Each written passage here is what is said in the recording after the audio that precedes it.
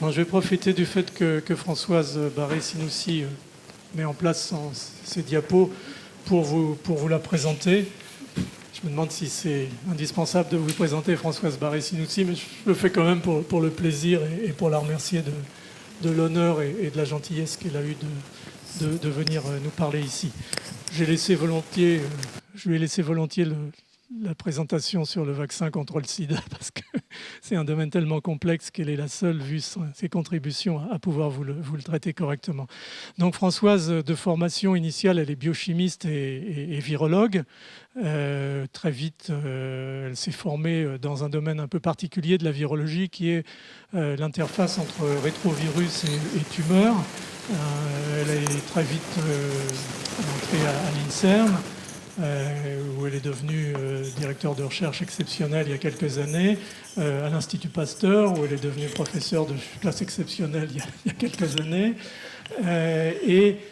Au fond, tout son travail initial, en particulier son travail sur l'utilisation de certaines molécules dans le traitement du sarcome de Friend, qu'elle a démarré avec Jean-Claude Sherman à l'Institut Pasteur, l'avait quelque part préparé à ce qui allait venir assez rapidement, puisque, comme vous le savez, en 1983, Françoise a signé l'article de Science qui, au fond, pour la première fois, démontrait avec certitude l'origine virale du sida et identifiait ce qui allait devenir le VIH avec justement Jean-Claude Sherman et Luc Montagnier. Donc ça a été un moment absolument extraordinaire. Je me souviens encore, j'étais chef de clinique à l'époque de la conférence de presse dans l'amphi Jacques Monod où ça a été présenté. C'était une période à la fois de grande excitation scientifique et puis en même temps, pour ceux qui étaient au lit du malade, de grande tristesse parce que c'était vraiment épouvantable. Donc voilà, ça a été la grande contribution et à partir de là, bien entendu, c'était difficile pour Françoise d'éviter de continuer à travailler sur le VIH et elle l'a fait jusqu'à présent avec brio en s'intéressant en particulier à la réponse immunitaire, aux mécanismes de protection, aux mécanismes d'échappement à la protection en utilisant des modèles aussi proches que possible de l'homme, en particulier chez le singe. Mais tout ça contribuant à construire un peu l'image de ce que devrait devenir ou être un vaccin contre le VIH, et elle et d'autres y ont considérablement contribué. En plus de ça, il y a eu un événement sur son parcours qui, en dehors de tous les prix qu'elle avait déjà eus, était un peu le couronnement, puisqu'elle l'a reçu en 2008 avec Luc Montagnier et avec Harald Surhausen. On en parle rarement de Harald, qui est un grand scientifique allemand qui, justement, a découvert, validé, mis en place tout ce qui est vaccination contre les virus HPV oncogènes. Donc, tous les trois ont reçu le prix Nobel et ça a, je dirais, propulsé quelque part Françoise, au-delà de ses contributions scientifiques, a quelque chose qu'elle a assumé de façon extraordinaire jusqu'à présent, qui est de devenir un peu une conscience, c'est-à-dire qu'au-delà de la recherche, au-delà des contributions scientifiques, elle s'est considérablement engagée à différents niveaux nationaux, internationaux, dans, au fond, la lutte contre le sida, la prévention du sida, la stigmatisation des personnes infectées par le VIH. Donc, bon, François, je ne te l'ai jamais dit en privé, mais je vais te le dire en public, c'était une grande personne que j'admire énormément, à la fois pour ta contribution scientifique, mais aussi pour tes qualités d'humanité et ton implication et ton courage dans les sujets sociétaux en rapport avec le sida. Voilà, merci d'être venu.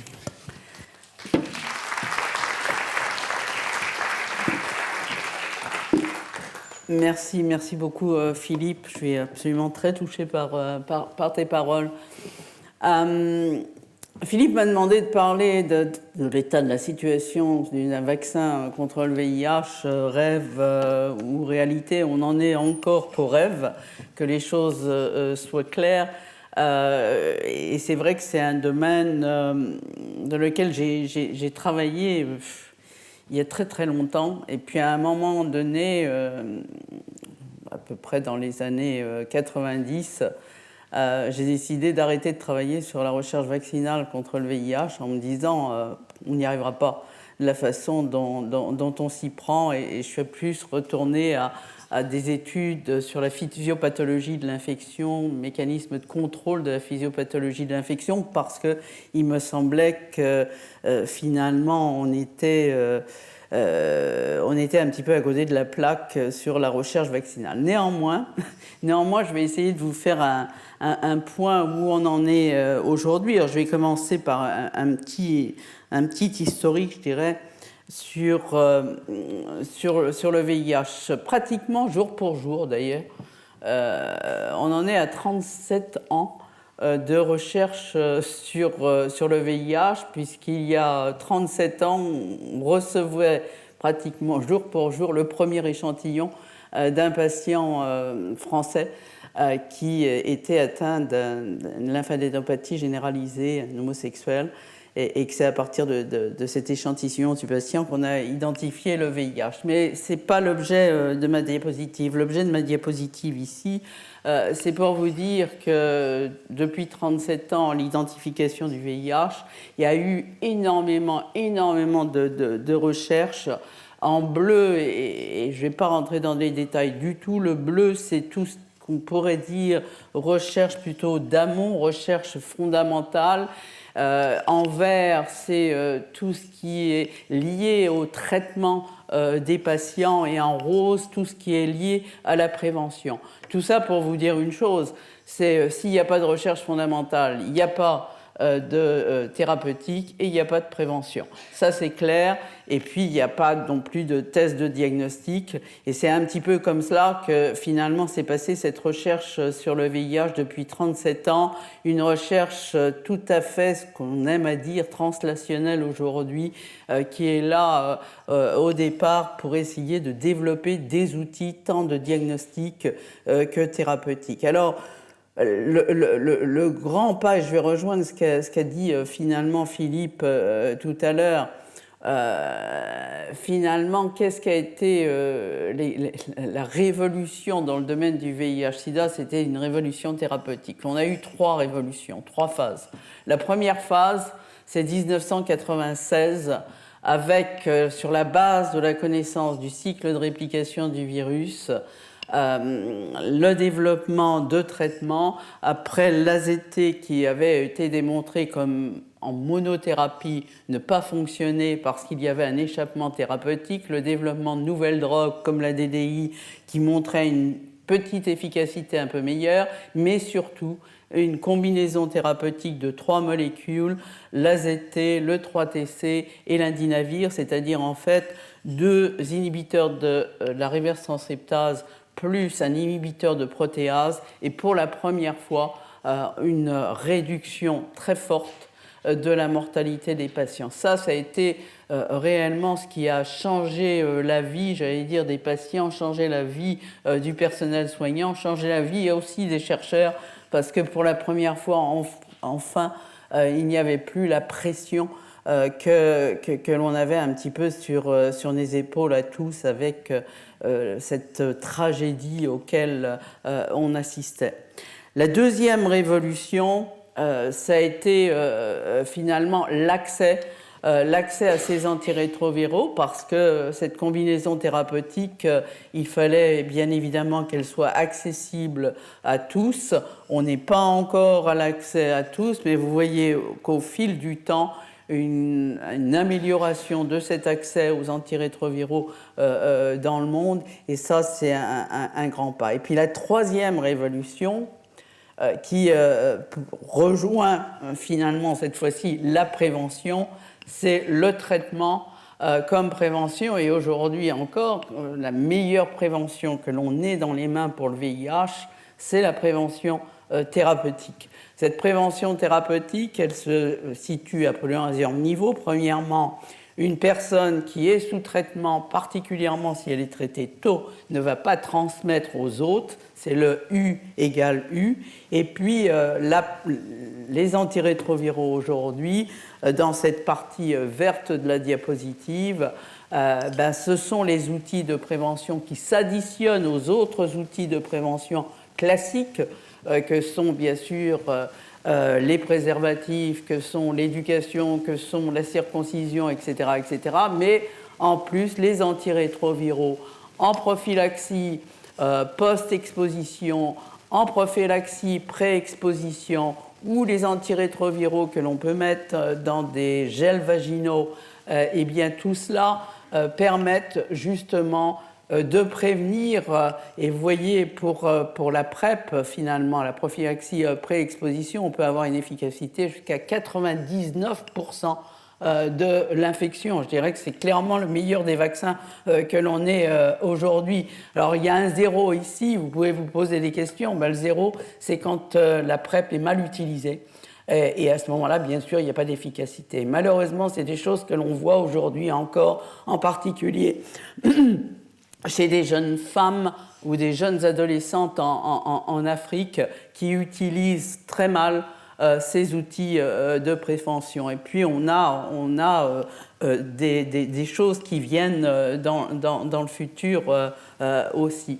Des choses avec de nouvelles drogues, avec de nouvelles formulations de drogues, tant pour le traitement que pour la prévention. Vous voyez ici la courbe pour les thérapeutiques avec les dernières combinaisons thérapeutiques de TDF, 3TC et dolutegravir. Dolutegravir étant un inhibiteur de l'intégrase virale particulièrement efficace qui devient maintenant recommandé. Et vous voyez, je vous montre cette diapositive pour vous montrer l'évolution des prix au cours du temps où aujourd'hui, pour moins de $100, les personnes dans les pays à ressources limitées peuvent avoir accès à un traitement de première ligne aujourd'hui de ces combinaisons thérapeutiques. Et tout ça n'aurait pas pu être possible sans ce que signalait Philippe il y a un instant, la mobilisation des patients, la mobilisation des activistes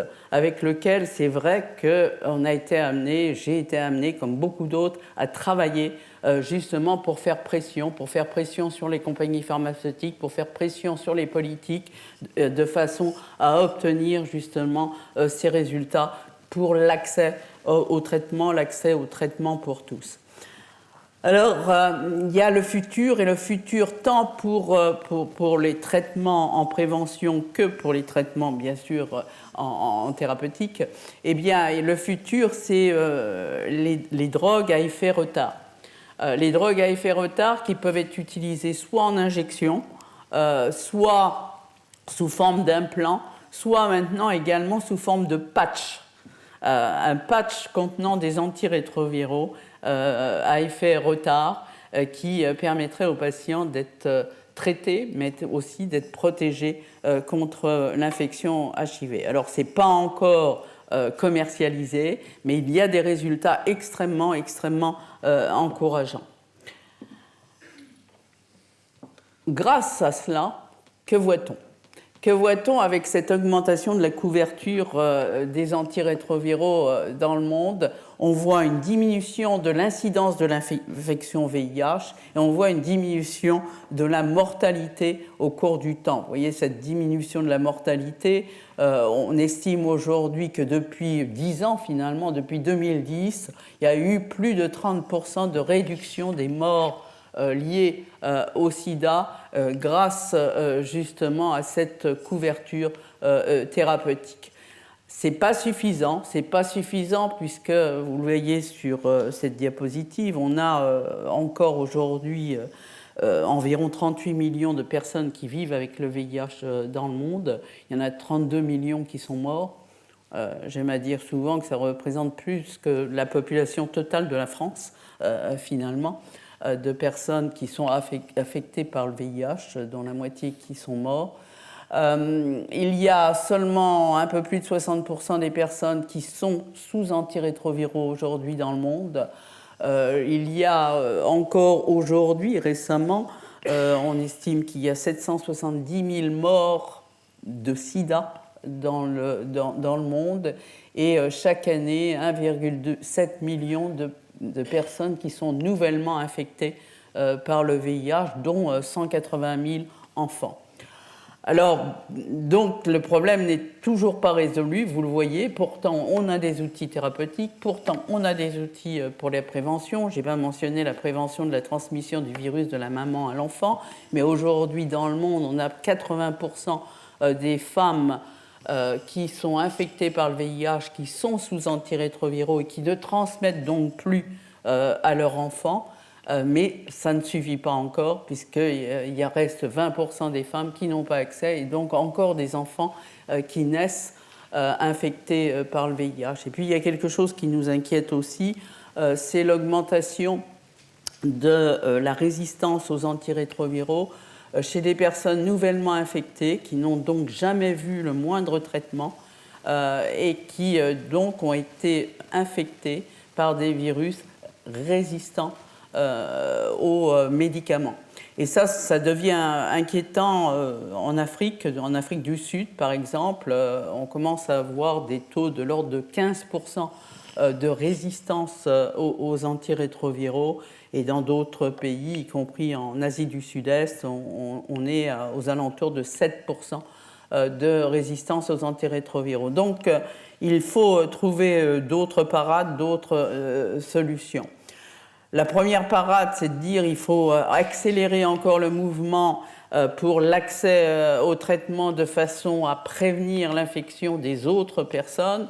Et c'est bien sûr la politique de l'OMS, le NUCIDA, avec les objectifs 90, 90, 90 pour cette année, pour 2020.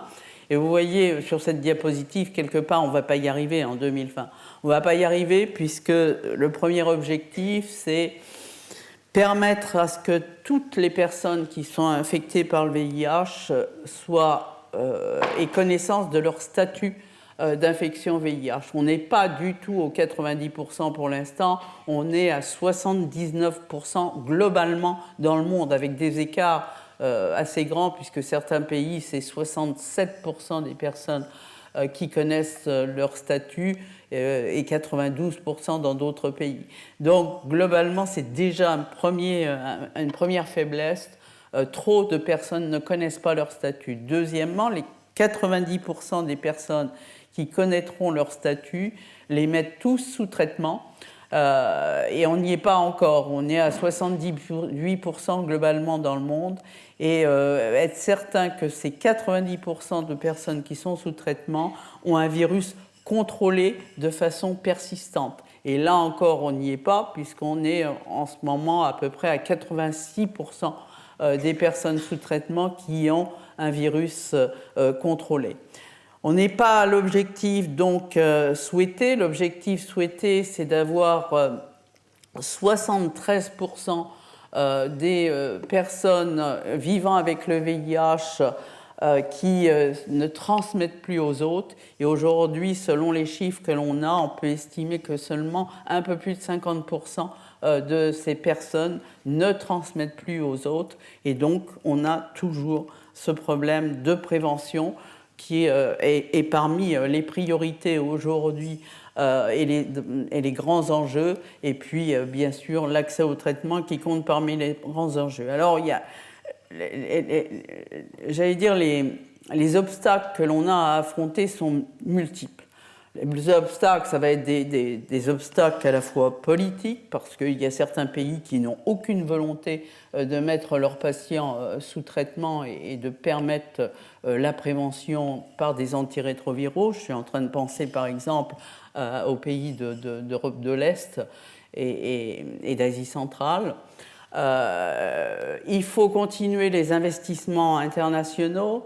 Vous savez probablement que l'année dernière, au mois d'octobre, on a eu la conférence de reconstitution du Fonds mondial à Lyon, sur l'invitation de notre président de la République, et il a été obtenu l'objectif des 14 milliards de dollars des pays donateurs pour poursuivre les efforts pour l'accès à la prévention, au dépistage et aux soins pour le VIH, mais aussi pour la tuberculose, mais aussi pour la malaria. C'était le chiffre minimal qu'il fallait pour continuer l'accès aux soins. Il faut combattre contre les politiques répressives parce qu'on a quand même 75 pays dans le monde qui ont des politiques et des législations répressives vis-à-vis des populations les plus affectées par le VIH. Et vous voyez que 54% de ces nouvelles infections VIH aujourd'hui sont dans ce qu'on appelle les populations clés, que sont les homosexuels, les travailleurs du sexe, les usagers de drogue, les transgenres, etc. Et malheureusement, dans la plupart des pays d'Europe de l'Est, vous voyez qu'on a 95% des nouvelles infections aujourd'hui qui sont dans ces pays. Eh bien, il y a des politiques répressives dans ces pays qui s'opposent justement à l'accès à la prévention, à l'accès aux soins, et c'est à nos portes. Donc, si rien n'est fait dans ces pays, on aura toujours ce problème d'infection VIH et d'épidémie VIH. Il faut améliorer les systèmes de santé. On a déjà des possibilités d'optimiser la prévention, d'optimiser le dépistage, d'optimiser l'accès au traitement. Pour le dépistage, il y a les autotests aujourd'hui qui sont possibles. Les tests peuvent être faits en milieu communautaire. Il y a les drogues, les médicaments à effet retard qui arrivent, comme je vous le disais, l'accès au dépistage, l'accès aux soins par le milieu communautaire a fait ses preuves, et puis on commence à beaucoup utiliser tout ce qui est la santé mobile, les réseaux sociaux, etc., pour l'accès aux populations. Bref, il faut revoir complètement les systèmes de santé aujourd'hui et les modèles d'approvisionnement des populations en termes d'outils de prévention, de dépistage et de soins, en passant par des systèmes de services communautaires, en passant ensuite par des centres de soins primaires avant d'aller vers les hôpitaux et vice-versa. Donc ça, c'est un des enjeux actuels, mais ça n'est pas le seul. Ça n'est pas le seul parce que si on regarde, même si on arrive à améliorer cet accès à la prévention, cet accès au dépistage et l'accès au traitement, et on voit bien qu'on aura toujours finalement, comme dit Peter Piot lui-même, si on fait 90-90, il reste toujours 10%, et 10%, ça suffit pour maintenir une épidémie en soi. Donc on peut contrôler cette épidémie, mais on ne peut certainement pas l'éradiquer. Pour l'éradiquer, il n'y a pas d'autre solution. Il nous faut un vaccin, il nous faut aussi de nouvelles stratégies thérapeutiques, si possible, comme pour l'hépatite C, avoir un traitement qui permettrait de guérir de l'infection VIH, mais là, c'est une autre histoire. Alors, donc là, ce sont les grandes priorités scientifiques, je dirais, dans le domaine du VIH aujourd'hui. Essayer de découvrir un vaccin, essayer de découvrir un traitement qui permet la guérison ou au moins une rémission de façon persistante. Et ça, c'est important aussi parce que sur le long terme aussi, sous traitement, puisqu'il s'agit aujourd'hui d'un traitement à vie, on voit de plus en plus quand même ce qu'on appelle les comorbidités non-sida, à savoir des personnes qui, sur le long terme, sous antirétroviraux, développent des cancers, des troubles métaboliques, des maladies cardiovasculaires et meurent de ces maladies sans mourir de l'infection VIH. Et finalement, les nouvelles stratégies thérapeutiques du futur pourraient répondre aussi à ce problème que l'on a, et je dirai peut-être un mot tout à l'heure. Alors le vaccin, quel impact on attend d'un vaccin? Alors cette modélisation qui est présentée ici sur cette diapositive montre qu'est-ce que l'on peut attendre en termes de réduction du nombre d'infections par an, d'infections VIH avec ou sans vaccin. Alors, l'hypothèse qui a été faite dans ces modèles, c'est d'introduire un candidat vaccin efficace à 70%, d'avoir une couverture vaccinale minimale de 50% et d'introduire ce candidat vaccin en 2027. Et puis, dans ces modèles, on a regardé différentes situations.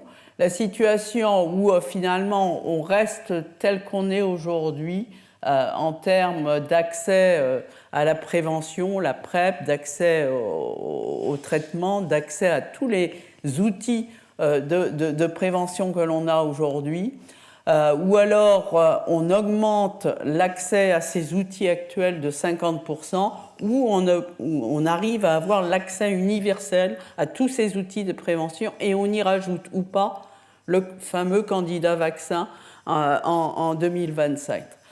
Vous voyez que si on rajoute le candidat vaccin, y compris dans les conditions actuelles, on pourrait arriver finalement à contrôler cette épidémie dans les années 2070.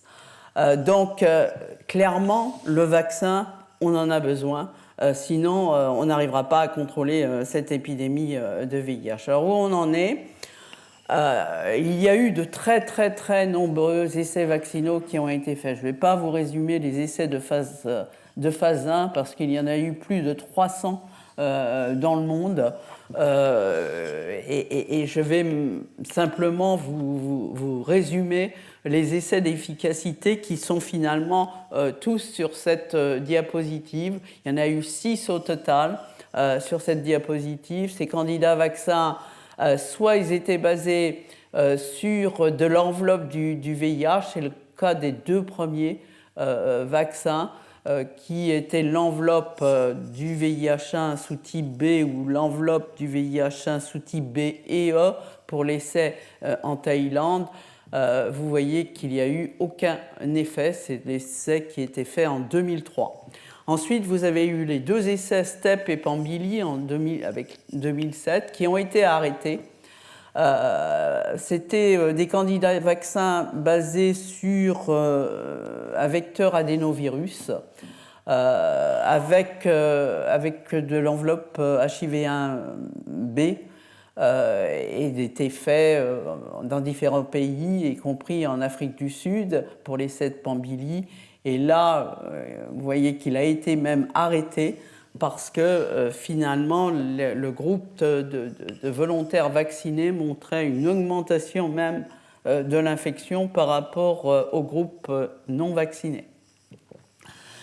Le seul essai finalement d'efficacité qui a montré des résultats un peu prometteurs, c'est le fameux essai Thaï, RV144, effectué en Thaïlande, basé sur une approche Prime Boost, l'utilisation d'un premier candidat vaccin Canarypox suivi d'un deuxième candidat vaccin basé sur l'enveloppe du VIH1 sous type B et sous type E, puisque c'était réalisé en Thaïlande, et on a pu avoir une modeste efficacité d'environ 30% dans cet essai qui a été réalisé, comme vous le voyez, sur plus de 16 000 volontaires en Thaïlande.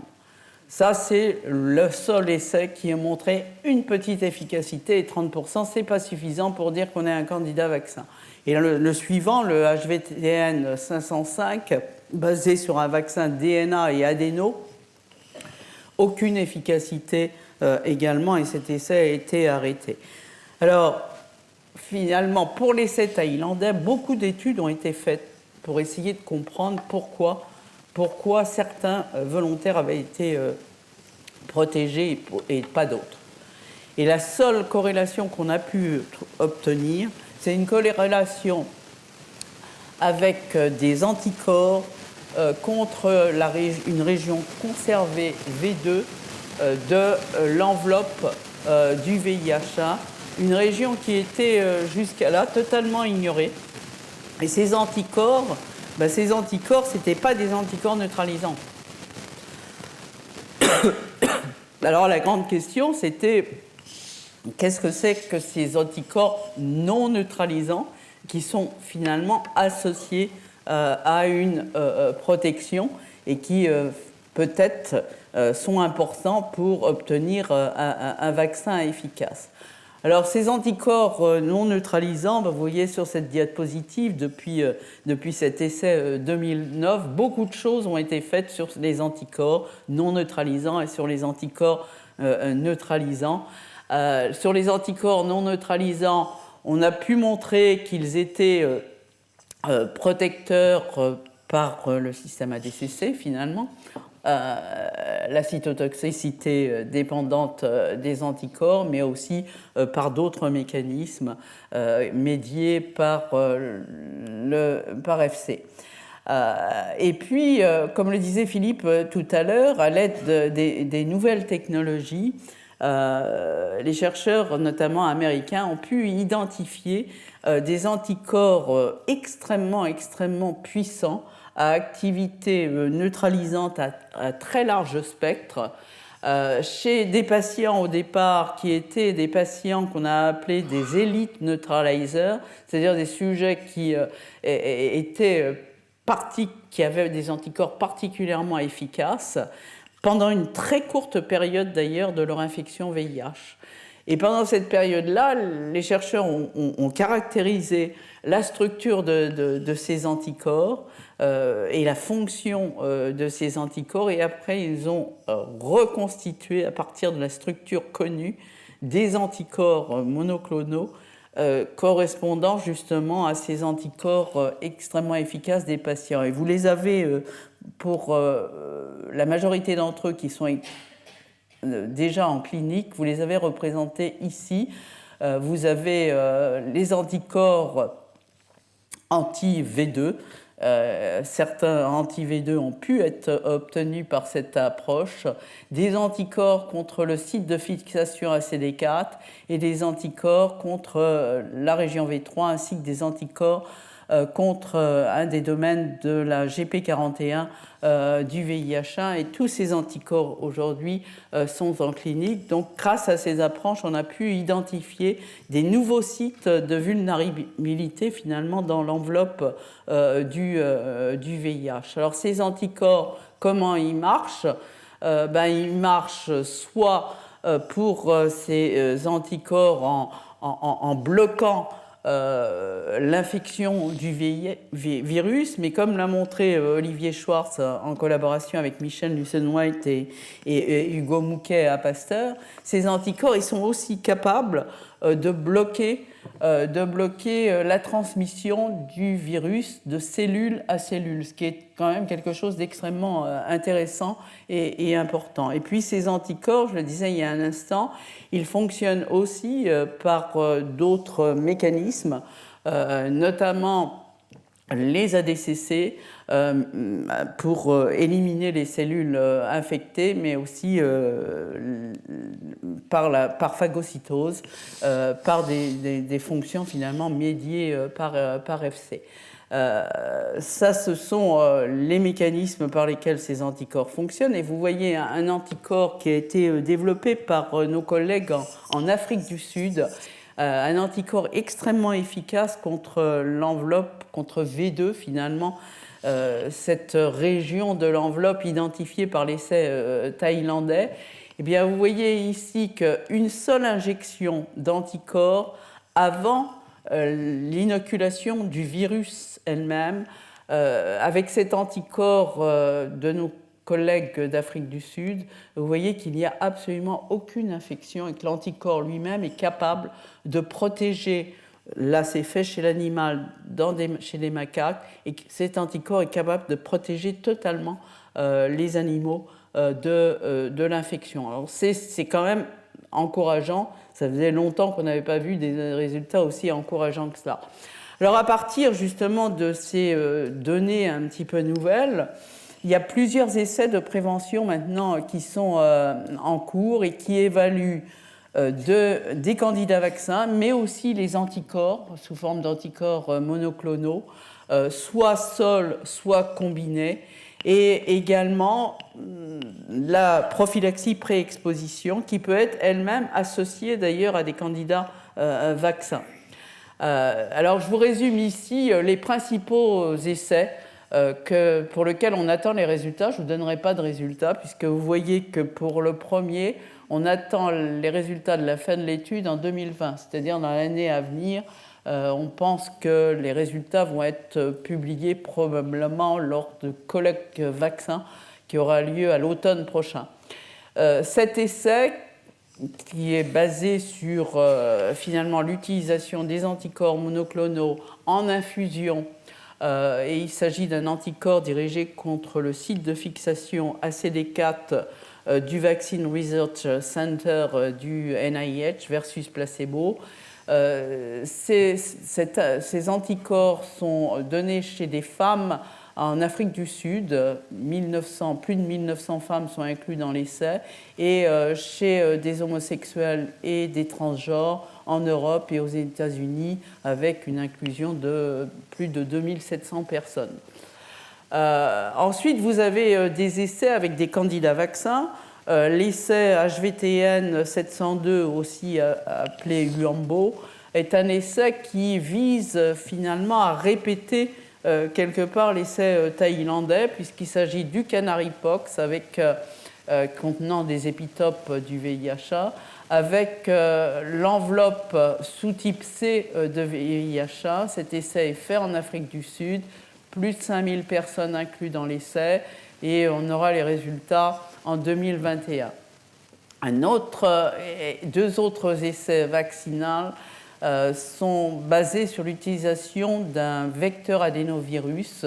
C'est un vaccin mosaïque, finalement, contenant des épitopes du VIH-A, plus de l'enveloppe sous-type C de VIH-A. Ce sont des essais qui sont faits soit en Afrique du Sud chez les femmes, ou alors en Amérique et en Europe chez des homosexuels. Essai attendu pour résultats 2021-2023. Enfin, la PrEP associée à un vaccin également, étude en cours chez des hommes et chez des femmes en Afrique subsaharienne. Il s'agit d'un vaccin ADN ici, associé à de la PrEP par voie orale. Pas de résultats avant 2023, et en comparaison avec de la PrEP injectable, avec un essai aussi en cours avec le cabotegravir, un inhibiteur d'intégrase, versus la PrEP classique. Donc voilà les essais en cours aujourd'hui par nos collègues américains, notamment HVTN aux États-Unis et le réseau prévention américain. Et puis en France, il y a plusieurs études en cours, dont celle du Vaccine Research Institute. Alors, le Vaccine Research Institute, ce n'est pas des essais d'efficacité encore aujourd'hui du tout. C'est des essais qui sont, pour la plupart, des vaccins thérapeutiques, avec l'essai DALIA-2. Cet essai DALIA-2, il vise à quoi? À regarder si des cellules dendritiques de patients infectés par le VIH, qui sont pulsées par des lipopeptides, réinjectés aux patients et en utilisant un adjuvant, eh bien là, on va pouvoir faire un essai d'arrêt thérapeutique chez les patients. L'autre essai thérapeutique aussi, c'est l'utilisation d'un vaccin DNA plus un vaccin MVA comme vecteur, associé à un anti-intégrine, pour améliorer la réponse à la fois T, à la fois B, y compris au niveau intestinal. Et enfin, un seul essai prophylactique qui sera finalement une phase 1, qui sont des cellules dendritiques, cette fois-ci pulsées avec une protéine de fusion anti-CD40 et enveloppe du VIH-A, et ce sera associé à un vaccin DNA pour essayer d'améliorer à la fois la réponse T et la réponse B. Ce sera un essai, j'ai dit, de phase 1.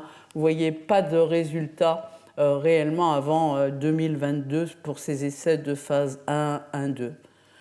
Alors, qu'est-ce qu'on peut attendre dans les 5 années qui viennent? On peut attendre en 2020 de savoir si les anticorps neutralisants à large spectre sont capables de protéger cette fois-ci chez l'homme, puisqu'on doit avoir les résultats en fin d'année au plus tard.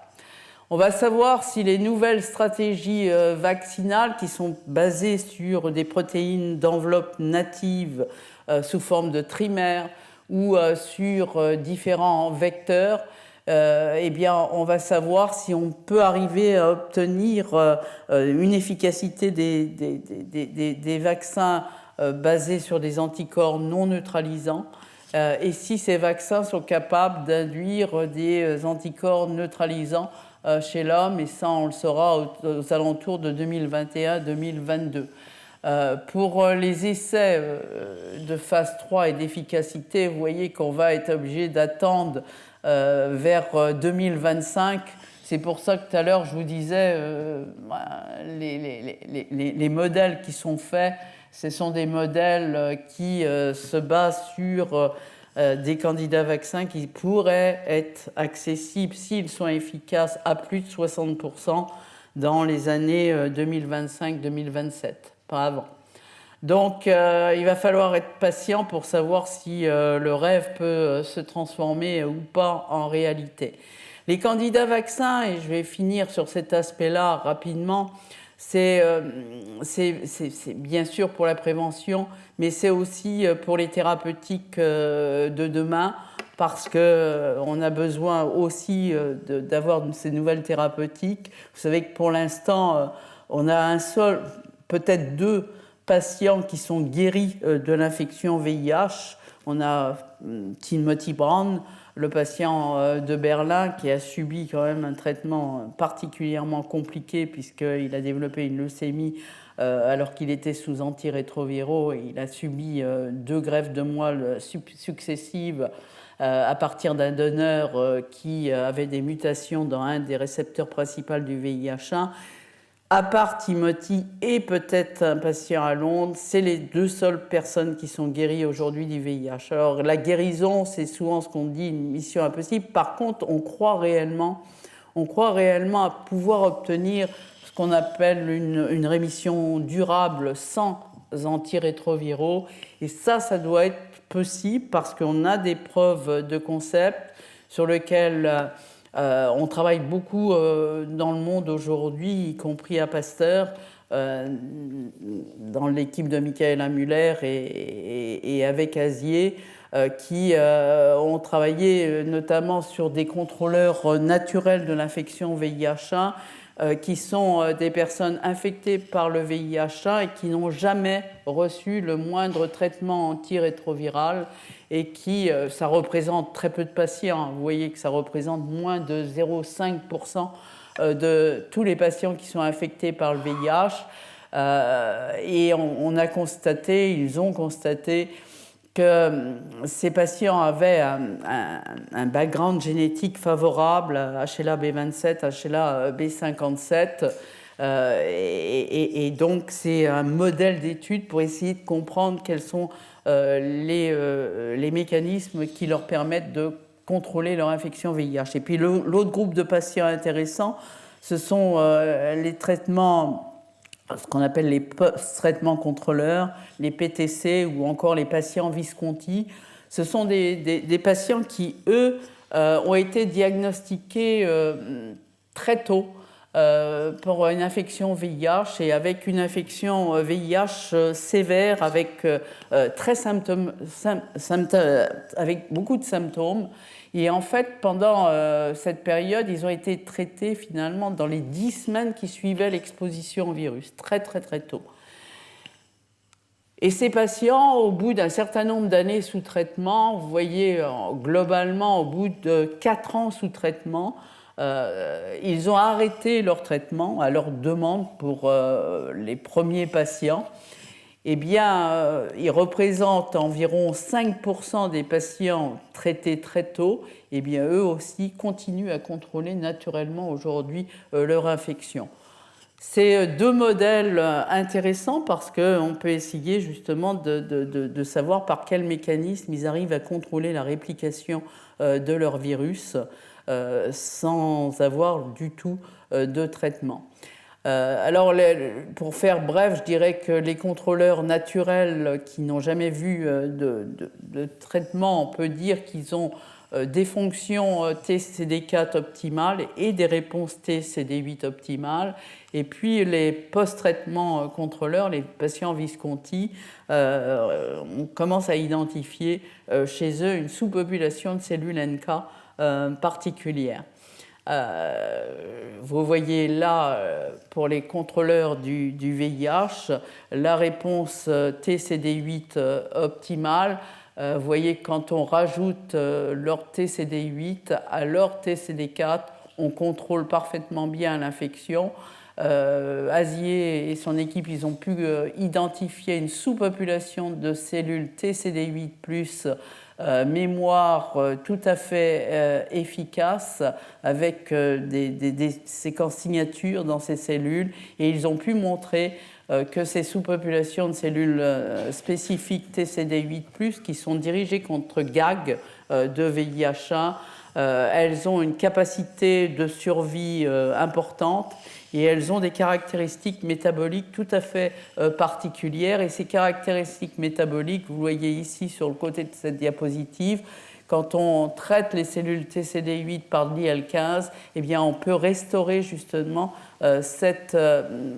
reprogrammer quelque part cette fonction métabolique qui permet aux cellules de contrôler l'infection, comme le montre ici cette diapositive. Donc des résultats intéressants. Et pour les patients Visconti, ces patients Visconti, on sait qu'ils ont un HLA particulier qui n'est pas l'HLA B27, B57 qu'on trouve chez les contrôleurs, mais on trouve chez bon nombre d'entre eux un HLA B35 qui est associé justement au contrôle de l'infection. Et cet HLA B35, lorsqu'il est associé à l'un des ligands des cellules NK, on voit que c'est là qu'on a la meilleure rémission, la meilleure durée de rémission chez les patients qui ont été traités de façon précoce. Et la caractérisation des cellules NK de ces patients montre un phénotype particulier de ces cellules qui sont capables, là aussi, de contrôler l'infection VIH chez les patients. Alors, il y a un essai clinique en cours aujourd'hui qui va essayer, sur la base des marqueurs NK génotypiques et phénotypiques des patients, de faire des arrêts thérapeutiques pour voir justement si ces patients qui ont ces caractéristiques génotypiques et phénotypiques de leur NK sont ceux qui sont des contrôleurs naturels finalement de cette infection VIH et de caractériser mieux en avant la réponse. Alors pour les challenges aujourd'hui, les grands enjeux, c'est, vous l'avez compris, ce qu'on appelle les réservoirs viraux, à savoir que chez les patients qui sont sous antirétroviraux, il reste des cellules infectées par le VIH, même sous traitement, et que ces cellules, soit elles sont capables d'une réplication à bas bruit résiduelle, et on a de plus en plus de données aujourd'hui qui démontrent que même sous antirétroviraux, dans certains tissus lymphoïdes, en particulier dans les ganglions, en particulier dans l'intestin, eh bien, il y a encore une réplication résiduelle à très bas bruit du virus VIH. Et puis, surtout aussi, on sait maintenant qu'il y a des cellules qui sont infectées par le VIH à l'état latent et que ces cellules qui contiennent le virus à l'état latent, elles prolifèrent. Elles prolifèrent de façon clonale, de façon similaire aux cellules tumorales en fait. Et elles expriment d'ailleurs un certain nombre de marqueurs que l'on retrouve aussi sur les cellules tumorales et qui sont des marqueurs qui sont connus comme étant associés à une régulation négative des réponses T, et donc c'est pour ça aussi qu'on n'a pas une réponse optimale chez les patients. Ces réservoirs viraux, clairement, ils sont établis extrêmement tôt dans l'infection VIH, donc il faut agir vite. Et le maintien de ces réservoirs viraux est lié aussi à une inflammation et à une activation anormale qui s'établit aussi extrêmement tôt dans l'infection à VIH. Donc tout ceci, et cela a été très bien montré dans les modèles animaux, cet établissement extrêmement précoce des réservoirs viraux et les anomalies d'activation sont réellement quelque chose sur lequel il faut travailler pour les stratégies du futur et pour améliorer les réponses immunitaires. Alors les opportunités aujourd'hui, si on se base un petit peu uniquement sur celles qui sont liées finalement au développement de candidats vaccins, on essaye d'une part d'améliorer la réponse TCD8+, par des candidats vaccins comme adénovirus ou MVA, vaccination adénovirus MVA, associés à des adjuvants comme le TLR7. Et là, il y a eu des résultats encourageants pour notamment chez le singe, pour contrôler finalement les réservoirs viraux chez les macaques infectés par le SIV. Il y a aussi l'utilisation de thérapies géniques en modifiant les cellules T, en modifiant le récepteur à l'antigène chez les personnes et optimiser ainsi la réponse TCD8+.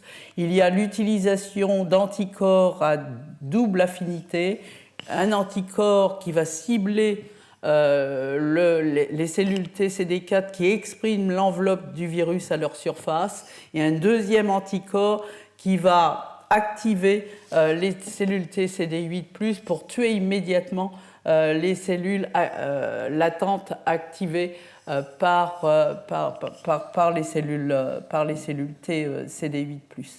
Et puis il y a tout ce qui est autour des cellules NK, en particulier l'utilisation des anticorps neutralisants à large spectre, comme pour le vaccin, pour essayer d'éliminer les cellules infectées par le VIH.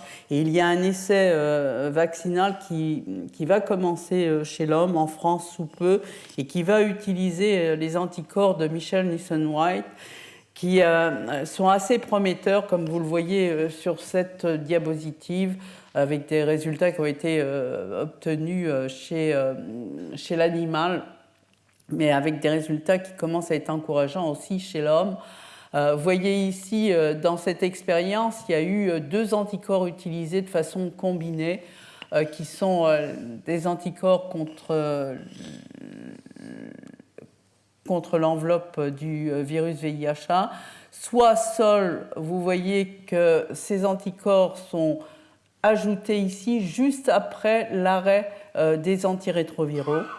Et on regarde quel est le délai avant le rebond du virus après arrêt par les antirétroviraux. Et vous voyez que quand on associe les 2 anticorps ensemble, eh bien là, on a un retard très important justement de ce rebond du virus après arrêt des anticorps, après du traitement. Donc c'est quand même assez prometteur, et donc comme je disais, il y a un essai qui va commencer en France dans le cadre de traitement précoce des patients infectés par le VIH, les traités par des antirétroviraux, arrêtés, traités par des anticorps monoclonaux, et faire un arrêt thérapeutique chez les patients pour voir le rebond du virus à l'arrêt du traitement. Alors, où va-t-on aujourd'hui? Je dirais globalement, on va pour la prévention, vous l'avez compris, l'utilisation des anticorps, notamment des anticorps à large spectre de neutralisation, l'utilisation de divers candidats vaccins, en association, pourquoi pas, avec tout ce qui est outils de prévention basés sur l'utilisation des antirétroviraux. On va vers le traitement avec des antirétroviraux de plus en plus efficaces, des allègements thérapeutiques aussi, et puis les drogues à effet retard, et puis beaucoup d'études aussi aujourd'hui pour essayer d'identifier de nouveaux outils de diagnostic ou de pronostic de l'évolution de l'infection VIH qui permettrait d'avoir de nouveaux marqueurs et d'aller vers une médecine personnalisée dans le futur, y compris pour les traitements du futur. Alors, ces traitements du futur, c'est soit les vaccins thérapeutiques, soit les anticorps aussi à large spectre de neutralisation, en particulier pour stimuler les réponses NK, mais aussi la thérapie génique dont je n'ai pas parlé, ni l'approche qu'on appelle shock and kill, choquer, c'est-à-dire activer les cellules latentes et les tuer immédiatement. C'est un peu ce que certains anticorps bispécifiques peuvent faire. Ce type d'approche en utilisant des drogues jusqu'à présent n'a pas marché, je dois dire. Voilà, l'accès universel à ces vaccins, à ces traitements du futur. Pour les traitements du futur, il faudra absolument qu'ils soient moins de 1400 $ pour pouvoir cet accès universel à tous et à toutes. Et je finirai en disant, vous voyez qu'en finir avec l'épidémie du VIH, c'est un rêve qui n'est pas encore réalité. Il y a encore beaucoup de choses à faire. Qu'il faut garder en mémoire finalement ce que disait Louis Pasteur, qu'il faut absolument être persistant pour arriver justement à avoir ce candidat vaccin qui pourrait marcher à la fois pour la prévention mais pourquoi pas aussi pour les traitements du futur, être aussi persistant que le VIH lui-même l'est, pour essayer de surmonter ce virus. Et puis je pense aussi qu'en avançant dans la recherche vaccinale sur le VIH, on pourrait peut-être aussi essayer d'améliorer les vaccins contre d'autres pathologies, comme le disait Philippe tout à l'heure. Et ça, c'est aussi un bénéfice, je dirais, de la recherche, de pouvoir servir à d'autres pathologies. Je vous remercie de votre attention.